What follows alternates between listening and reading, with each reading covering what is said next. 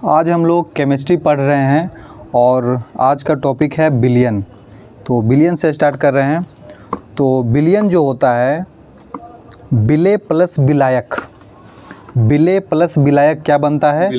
Billion. ठीक है। बिले किसको बोलते हैं? जो कम मात्रा में, जो कम मात्रा में रहता है उसको बिलय बोलते हैं या घुल्य बोलते हैं। अब बिलायक किसको बोलते हैं? जिसका मात्रा ज़्यादा है, जो ज़्यादा मात्रा में रहता है वो बिलायक होता है या घोलक होता है। और जब दोनों मिल जाता है बिले और बिलायक तो उसको हम लोग बिलियन बोलते हैं। क्या बोलते हैं? बिलियन बोलते हैं। जैसे शरबत की बात करें, चीनी और पानी का जो शरबत बनता है तो पानी ज़्यादा मात्रा में होता है वो बिलायक हो गया, चीनी कम मात्रा में होता है वो बिलय हो गया, और जो शरबत तैयार हुआ वो बिलियन हो गया। ठीक है, तो याद रखिएगा।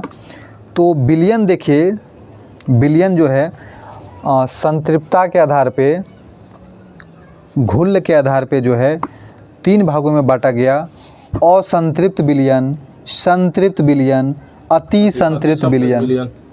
ठीक है। तो घुल्यता के आधार पर, घुल्य के आधार पर असंतृप्त बिलियन, संतृप्त बिलियन और अति संतृप्त। ठीक है। तो समझिए असंतृप्त और संतृप्त क्या होता है। दोनों तो उल्टा एक दूसरे का, एक संतृप्त है एक असंतृप्त है।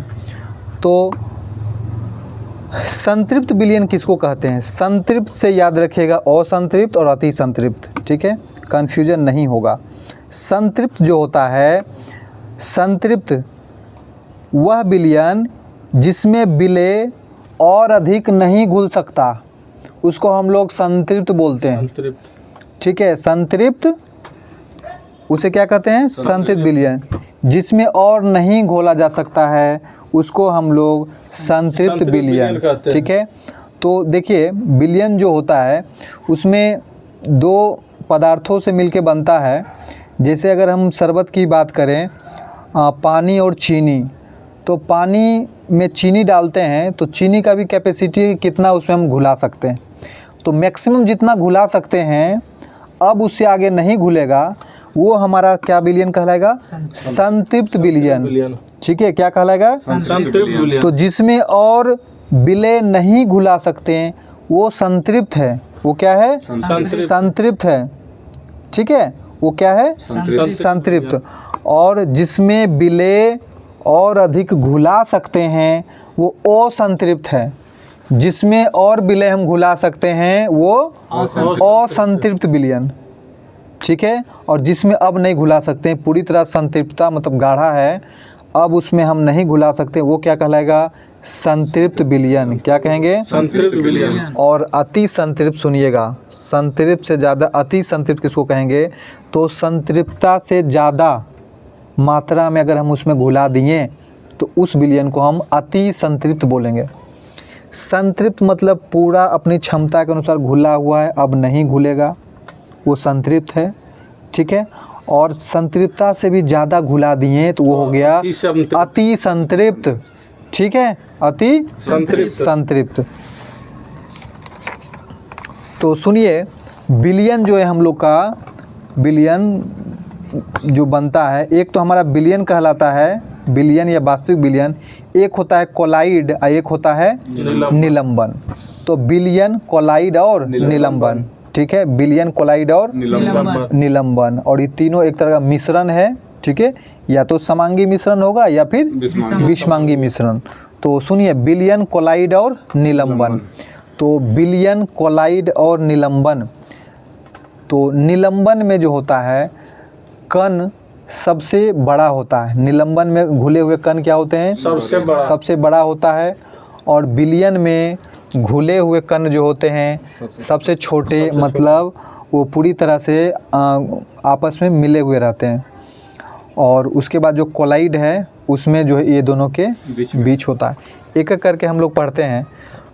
बिलियन सुनिएगा, ये कैसा मिश्रण है? तो समांगी मिश्रण। बिलियन कैसा मिश्रण है? समांगी मिश्रण। समांगी मिश्रण है। बिलियन का कण सबसे छोटा होता है। बिलियन का कण सबसे छोटा होता है। तो कितना होता है इसका कण का आकार? 10⁻⁻7 मीटर से छोटा। बिलियन के कण का आकार 10⁻⁻7 मीटर से छोटा होता है और क्या फिल्टर पेपर से पार हो जाता है। छन्ना पत्र से क्या होता है ये पार। ठीक है, बिलियन को अगर हम छानना चाहें कण को नहीं छान पाएंगे, वो छन्ना पत्र से क्या हो जाएगा पार हो जाएगा, क्योंकि इसके कण बहुत ही छोटे होते हैं। और क्या ये पारदर्शी होता है, क्या होता है पारदर्शी होता है। कैसा होता है पारदर्शी। अगर लाइट इसमें हम जलाएंगे, बिलियन किसी बर्तन में रखा है, अगर लाइट पास कीजिए तो क्या हो जाएगा आर पार हो जाएगा, यानी ये पारदर्शी बनाता है। क्या होता है बिलियन पारदर्शी। ठीक है, पारदर्शी हो गया तो इसमें प्रकीर्णन नहीं होता। प्रकीर्णन नहीं होता। प्रकीर्णन वही होता है जहाँ पे कण पाया जाएगा, तो इसमें तो कण पूरी तरह से घुल जाता है। पारदर्शी होता है तो इसमें प्रकीर्णन की घटना नहीं होता। और क्या नहीं होता, टिंडल प्रभाव भी नहीं होता। टिंडल प्रभाव भी नहीं होता। ठीक है, टिंडल प्रभाव नहीं होता। ब्राउनी गति भी नहीं होता इसमें, बिलियन में ब्राउनी गति नहीं होता। उसके बाद आइए कोलाइड। तो बिलियन से थोड़ा सा बड़ा इसमें कण होता है कोलाइड का। बिलियन से थोड़ा बड़ा होता है कण कोलाइड में। कोलाइड से भी बड़ा होता है कण निलंबन का। तो कोलाइड भी कैसा मिश्रण है, समांगी मिश्रण। कोलाइड भी कैसा मिश्रण है, समांगी मिश्रण है। यानी कोलाइड में भी जो कण होते हैं आपस में एक दूसरे से पूरी तरह से मिल जाते हैं, यानी ये समान रूप से फैले होते हैं, समांगी मिश्रण। ठीक है, इसका कण दोनों के बीच होता है। कोलाइडी का कण जो है बिलियन और निलंबन के बीच होता है। ठीक है, तो कितना बीच होता है, 10⁻⁻7 मीटर से बड़ा और 10⁻⁻5 मीटर से छोटा। ये दोनों के बीच होता है, 10⁻⁻7 से 10⁻⁻5 के बीच होता है कोलाइड का कण। ठीक है, और यह भी छन्ना पत्र से पार हो जाएगा। कोलाइड के कण क्या होंगे, छन्ना पत्र से पार हो जाते हैं, क्योंकि बहुत ही छोटे कण होते हैं। तो कोलाइड को अगर हम कण को छानना चाहें तो नहीं छान पाएंगे, पार हो जाएगा। ठीक है, और ये क्या होता है सुनिए, ये अपारदर्शी होता है। कैसा होता है, हाँ, ये अपारदर्शी होता है, पारदर्शी नहीं होता। ये थोड़ा सा कण जो है बिलियन से थोड़ा सा ज़्यादा बड़ा होता है, इसलिए ये क्या होते हैं, अपारदर्शी होते हैं। क्या होते हैं, अपारदर्शी। और इसमें जो होता है प्रकीर्णन की घटना होती है। ठीक है, कोलाइड में जो कण होते हैं छोटे छोटे, ये प्रकीर्णन का घटना करता है। अपारदर्शी होता है इसलिए ये प्रकीर्णन करता है। ठीक है, क्या होता है, प्रकीर्णन। और क्या ये टिंडल प्रभाव भी देते हैं। ठीक है, टिंडल प्रभाव भी इसमें होता है। कोलाइड में टिंडल प्रभाव होता है, याद रखिएगा, प्रकीर्णन और टिंडल प्रभाव दोनों होता है कोलाइड में। और क्या ब्राउनी गति भी कोलाइड में होता है।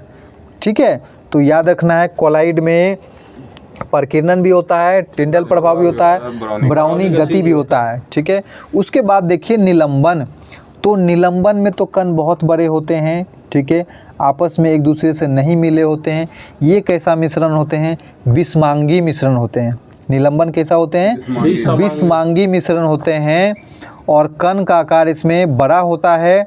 कितना बड़ा, तो 10⁻⁻5 मीटर से बड़ा, 10⁻⁻5 मीटर से बड़ा होता है। छन्ना पत्र पार नहीं कर पाता। निलंबन के कण को अगर हम छानना चाहें तो छान सकते हैं। ठीक है, ये छन्ना पात्र को पार नहीं करता। ठीक है, और ये अपारदर्शी होता है। तो निलंबन के कण तो बहुत बड़े होते हैं, ये अपारदर्शी होता है। क्या होता है, अपारदर्शी होता है। मतलब अगर ये किसी बर्तन में निलंबन रखा हुआ है, अगर आप लाइट पास करते हैं तो ये क्या करेगा, पार नहीं होगा, यानी अपारदर्शी कर देगा। और इसमें प्रकीर्णन नहीं होता। इसके कण बहुत ज़्यादा बड़ा होने के कारण इसमें प्रकीर्णन का घटना नहीं होता है। ठीक है, प्रकीर्णन केवल कोलाइड में होता है। टिंडल प्रभाव भी नहीं होता। टिंडल प्रभाव भी नहीं होता और ना ही ब्राउनी गति होता है। ठीक है, तो ये केवल और केवल कोलाइड में होता है, याद रखिएगा। ठीक है, अब देखिए मिश्रण के प्रकार। ठीक है, तो बताइएगा मिश्रण के प्रकार में कोलाइड को हम लोग ले रहे हैं। ठीक है, तो सुनिए, एक होता है हम लोग का कोलाइड जो बनता है, एक तो होता है बिले और एक होगा विलायक। विलायक। विलेय और विलायक से बनता है कोई भी चीज़, चाहे वो निलंबन हो, कोलाइड हो, विलयन हो। तो हम लोग कोलाइड के प्रकार बता रहे हैं जो कि एग्ज़ाम में पूछते हैं, ठीक है। तो कोलाइड के प्रकार सुनिएगा, जो ज़्यादा मात्रा में रहता है यानी विलायक, उसको बोलते हैं परिक्षेपण माध्यम। विलायक को क्या बोलेंगे? परिक्षेपण माध्यम। और जो होता है कम मात्रा में, जो कम मात्रा में होगा यानी विलेय, उसको हम लोग बोलते हैं परिक्षिप्त प्रवस्था। क्या बोलते हैं? परिक्षिप्त प्रवस्था, ठीक है। तो परिक्षेपण माध्यम जिसमें घुला हुआ रहेगा कण, उसको हम लोग परिक्षेपण, और उस कण को क्या बोलेंगे? परिक्षिप्त। तो याद रखिएगा, ज़्यादा मात्रा में जो है वो है परिक्षेपण माध्यम, और जो कम मात्रा में है परिक्षिप्त, ठीक है। जैसे देखिए हम बताते हैं, अगर हम बात करें कुहासा, कुहासा जो है, कुहासा किसका बना होता है? तो गैस और द्रव का। कुहासा गैस और द्रव का, ठीक है। तो गैस और द्रव में बताइए परिक्षेपण कौन, अपरिक्षिप्त कौन? तो गैस हो गया परिक्षेपण और द्रव हो गया परिक्षिप्त। यानी कुहासा कैसा कोलाइड है? तो गैस में द्रव का मिश्रण, गैस में द्रव का मिश्रण, गैस में द्रव का मिश्रण। हाँ, बादल बताइए, बादल जो बना होता है कैसा मिश्रण है? तो बादल में ज़्यादा मात्रा में गैस होता है और उसमें द्रव होता है। क्या होता है? द्रव होता है। यानी बादल भी जो है कैसा मिश्रण? गैस में द्रव का मिश्रण, गैस में द्रव का मिश्रण। वहीं कोहरा की बात करें, कोहरा, तो कोहरा कुहासा दोनों जो है गैस में द्रव का मिश्रण, गैस में द्रव का मिश्रण, ठीक है। तो याद रखिए, कोहरा, कुहासा, बादल तीनों वायु में रहने वाला चीज़ है। तो गैस में द्रव का मिश्रण है, गैस में द्रव का मिश्रण।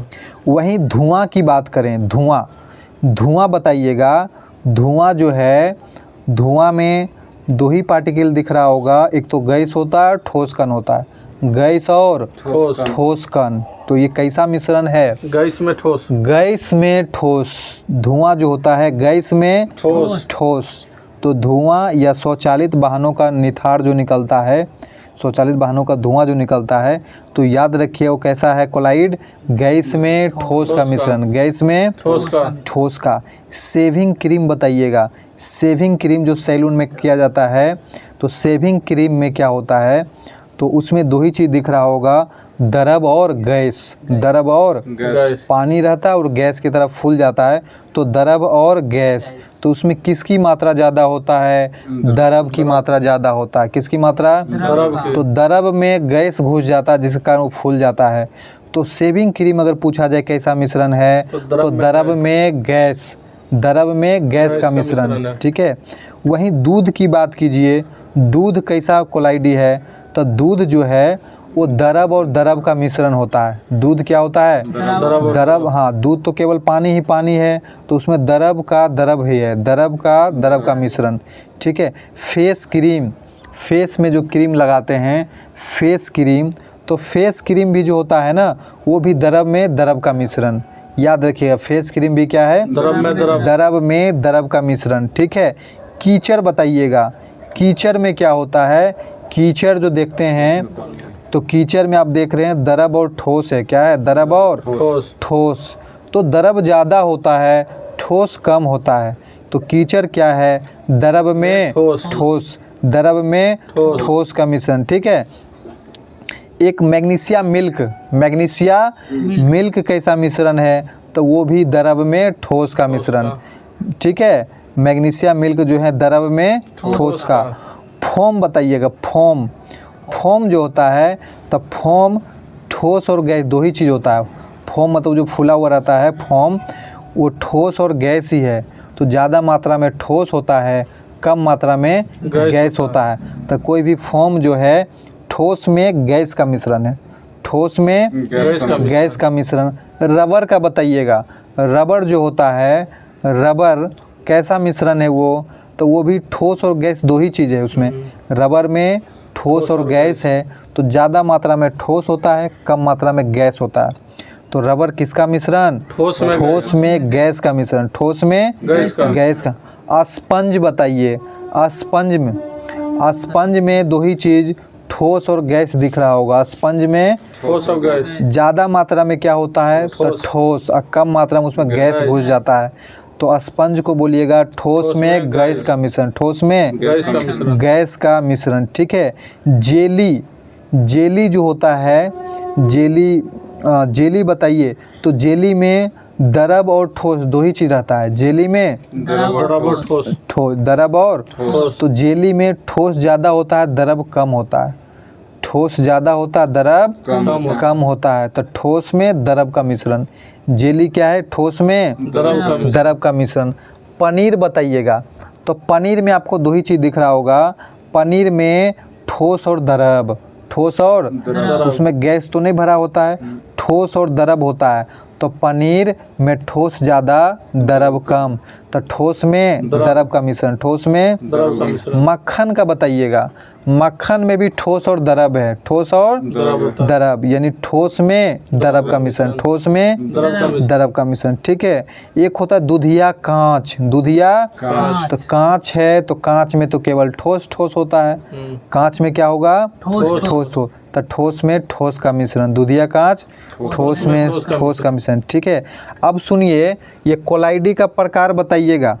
कोलाइडी का प्रकार, ठीक है। जैसे aerosol, emulsion, sol, foam, gel, ठोस, जेल, ये सब जो है ना कोलाइड के प्रकार है। कोलाइड के प्रकार, जैसे अगर पूछें कि दूध बताइए कौन सा कोलाइड, कोलाइड तो है बट कौन सा कोलाइड है, तो दूध पायस कोलाइड है। दूध कैसा है? पायस, या उसको इंग्लिश में इमल्सन पायस भी बोलते हैं। तो दूध जो है इमल्सन कोलाइड है। कैसा है? इमल्सन कोलाइड है। फेस क्रीम बताइए, फेस क्रीम कैसा कोलाइड है? तो फेस क्रीम भी इमल्सन कोलाइड है। फेस क्रीम, तो दूध और फेस क्रीम दोनों को याद कर लीजिएगा। दूध और फेस क्रीम इमल्सन कोलाइड है, ठीक है। कोहरा बताइए, कोहरा कौन सा कोलाइड? तो कोहरा याद रखिएगा, कोहरा एरोसोल। एयर मतलब हवा होता है ना, तो एरोसोल याद रखिए। कोहरा जो है एरोसोल कोलाइड है।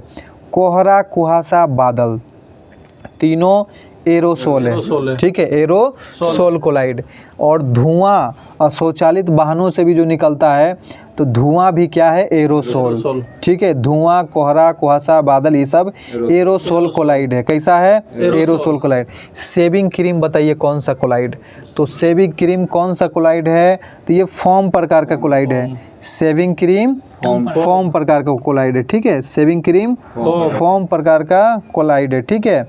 उसके बाद बताइएगा कीचड़। कीचड़ कौन सा कोलाइड है? तो कीचड़ कौन सा कोलाइड है? सोल। कीचड़ सोल कोलाइड है, ठीक है। कीचड़, तो कीचड़ याद रखिएगा, ऐसे पैर सोल में लग जाता है ना, तो कीचड़ सोल कोलाइड है। कीचड़ और मैग्नीशियम मिल्क, ठीक है। मैग्नीशियम मिल्क और कीचड़ दोनों सोल कोलाइड है। हाँ, फोम बताइएगा, फोम कौन सा कोलाइड? तब फोम को फोम कोलाइड ही बोला जाता है। फोम को फोम कोलाइड। रबर बता दीजिए कौन सा कोलाइड है? रबर फोम कोलाइड, ठीक है। रबर, स्पंज, तब फोम, रबर, स्पंज, ये सब फोम कोलाइड है, ठीक है। जेली बता दीजिए कौन सा? तो जेली जो है जेल प्रकार का कोलाइड है। Jelly jail collide. पनीर बता दीजिए, पनीर भी जेल कोलाइड, पनीर भी जेल कोलाइड। हाँ, मक्खन भी जेल कोलाइड। तो जेली, पनीर, मक्खन, ये सब जेल कोलाइड है, ठीक है। दूधिया कांच कौन सा कोलाइड? तो ठोस सोल होता है। कांच ठोस सोल होता है। कांच क्या होता है? ठोस सोल होता है, ठीक है। आगे बताइएगा, विलयन की सांद्रता। विलयन की सांद्रता, ठीक है। तो सांद्रता का मतलब होता है गाढ़ापन होता है। तो किसी विलयन में उपस्थित विलय की मात्रा को विलयन की सांद्रता कहते हैं। विलयन की सांद्रता कहते हैं। तो याद रखिएगा, किसी विलयन में उपस्थित विलय की मात्रा को विलयन की सांद्रता कहते हैं, ठीक है। विलयन की सांद्रता कहते हैं। तो विलयन की सांद्रता बराबर होता है विलय की मात्रा बटा विलयन की मात्रा गुना 100, ठीक है। तो ये बिलियन की सांद्रता परसेंटेज में निकलता है। क्या निकलता है? तो बिलियन की सांद्रता विलय बटा बिलियन, विलय बटा बिलियन गुना 100 गुना 100। एक मोललता बताइएगा, मोललता। मोललता एक होता है मोलरता, एक होता है नॉर्मलता, ठीक है। तीनों के बारे में बताइएगा। तब मोललता किसको कहेंगे? तो मोललता कहेंगे मोल पर केजी, मोल पर केजी को मोललता, ठीक है। मतलब 1 केजी में जितना मोल रहेगा, 1 केजी में जितना मोल यानी मोलों की संख्या, उसको मोललता। तब मोल प्रति केजी को मोललता, यानी 1 केजी बिलियन में उपस्थित मोलों की संख्या को मोललता कहेंगे। क्या कहेंगे? मोललता। मोललता का ऐसा ही मात्रक बताइए, मोल प्रति केजी। मोललता का ऐसा ही मात्रक मोल प्रति केजी। अब सुनिए मोलरता, एक था मोललता, अभी है मोलरता। किसको कहते हैं? तो मोल पर लीटर, मोल प्रति लीटर, मोल प्रति लीटर मोलरता, अब मोल प्रति केजी मोललता, ठीक है। तो मोल प्रति लीटर यानी 1 लीटर बिलियन में उपस्थित मोलों की संख्या को मोलरता कहेंगे। तो याद रखिएगा, 1 लीटर बिलियन में उपस्थित मोलों की संख्या को मोलरता कहेंगे। मोलरता का ऐसा ही मात्रक मोल प्रति लीटर, मोल प्रति लीटर, ठीक है। उसके बाद है नॉर्मलता। नॉर्मलता क्या है सुनिए, तो नॉर्मलता जो है 1 लीटर बिलियन में उपस्थित मोलों की तुल्यांकी भार की संख्या को नॉर्मलता कहेंगे। क्या कहेंगे? नॉर्मलता, ठीक है। तो 1 लीटर बिलियन में उपस्थित मोलों की तुल्यांकी भार की संख्या को नॉर्मलता, ठीक है। क्या कहेंगे? नॉर्मलता, यानी प्रति लीटर तुल्यांकी भार, प्रति लीटर तुल्यांकी भार को नॉर्मलता कहेंगे।